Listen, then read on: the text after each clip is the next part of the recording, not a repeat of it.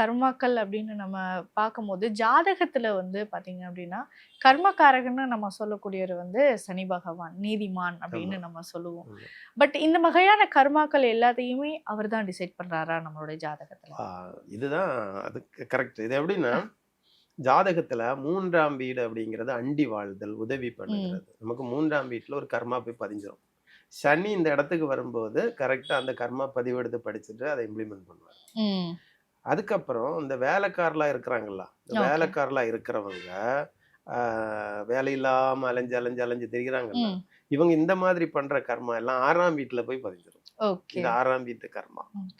அங்க வரும்போது அத படிச்சு பார்த்துக்கிட்டு, அத அப்படியே ம். நிறைவேற்றுவார். ஓகே. சனி தான் நிறைவேற்றணும். அவர் தான் ம். கர்மா குடுக்குறது.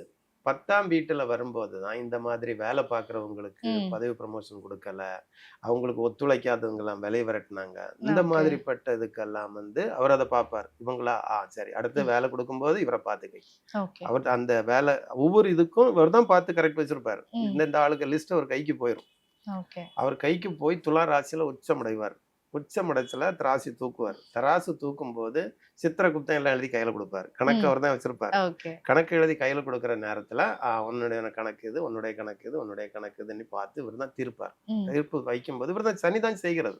ஆனா, கர்மா அப்டின்னா 10ஆம் வீட்டு கர்மா, 6ஆம் வீட்டு கர்மா, 3ஆம் வீட்டு கர்மா, 11ஆம் வீட்டு கர்மா. இந்த ம். 4ம் கர்மா ராசிகளா இருக்கும். இந்த ஓகே. 4ம். ஓ! அதுல இனி லாப கர்மா. ஓகே. லாப கர்மாவுல ஒரு இன்னொரு கர்மா என்னன்னா, அவங்க ம். என்ன வேலை பார்த்தாலும் லாபம் கிடைக்காது. ம். லாபமே கிடைக்காது. அந்த சமமாவும், நஷ்டமாவும், ஏறும், இறங்கும். இப்படி ஓகே. போயிட்டுருக்கும். அது கடைசியில வீட்ட வித்து போடுவாங்க, லோன் வாங்கி போடுவாங்க. எல்லாம் இழுத்துட்டு போயிர்றான். பெரிய ஆத்துல இழுத்த மாரி இழுத்துட்டு போயிர்றான். ம். லாபம் கிடைக்காம. யாருக்கு இந்த என்ன கர்மாவனால இப்படி இருக்கும்? அவன் யாருக்கும் ஒண்ணும் செய்திருக்க மாட்டாங்க. ஓகே. ஆனா அவங்களுக்கு அது வந்திருக்கும். இது ஏன் அப்படின்னா, ஒரு 4 பேர் சேர்ந்து ஒரு புரோக்கர் பார்க்குறாங்க. ஒரு இந்த வாங்கி வித்தா ம். நமக்கு இதுல ஆளுக்கு 2,00,000 கிடைக்கும்னா, இதுல ஒருத்தன் ஹெட்டா இருந்துட்டு பார்ப்பான். ம். 2 பேர கலத்தி விட்டா இந்த லாபத்த நம்ம எடுத்துறலாம். ஓகே. ஆ. இது ஒண்ணு செய்வோம். ம். அப்படி கலத்தி விடுறோம். இந்த ஆட்கள கலத்தி விடுறது, அதுக்கப்புறம் பார்ட்னர் போட்டு கம்பெனி வேல பார்ப்போம். கம்பெனி செய்வோம். ம். பார்ட்னர்ல கொஞ்சம் கம்பெனி நல்ல லாபத்துல போணும்னா, அந்த பார்ட்னர கலத்தி விடுறது. ஓகே. இப்படி கலத்தி விட்டுருவாங்க. இப்படி கலத்தி விட்டுட்டு, அதுக்கப்புறம் 2 பேரும் சேர்ந்து வேல பார்த்துட்டே இருக்கோம். லாபம் கிடைக்கிறதுல கள்ள கணக்கு எழுதுறது. ஓகே. ஆ. லாபம் அங்க போகாம இருக்கிறதுக்காக கள்ள கணக்கு எழுதுவாங்க. ம்.